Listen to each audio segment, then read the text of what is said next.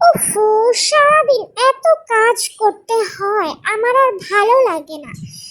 এত দায়িত্ব আমি একা একা কিভাবে পালন করি?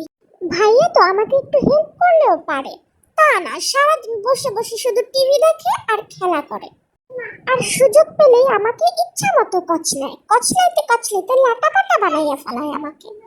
উফ, আমার কি এখন এখানে বসে বসে বাসা পাহারা দেওয়ার সময় আছে? এত দায়িত্ব আমাকে দিয়ে রেখেছে, আমার তো আরো কত কাজ আছে। এই ভাইয়া, আমি আম্মুর রুমে হিসু করে রেখে এসেছি, যাও তো একটু পরিষ্কার করো তো। আমি আবার অপরিচ্ছন্ন জিনিস পছন্দ করি না, তাই তো আম্মুকে বলি সবসময় রুম নিট অ্যান্ড ক্লিন রাখবা।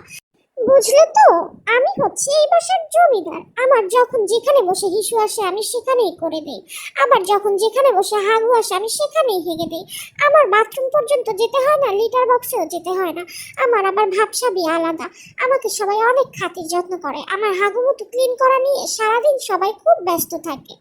ভাবছি তোমাদের জন্য একটা কোচিং সেন্টার দেবো, শেখাবো সেখানে কিভাবে জমিদারের মতো লাইফ লিড করতে হয়, যেখানে সেখানে হিসু করতে হয়, হাগু করতে হয়।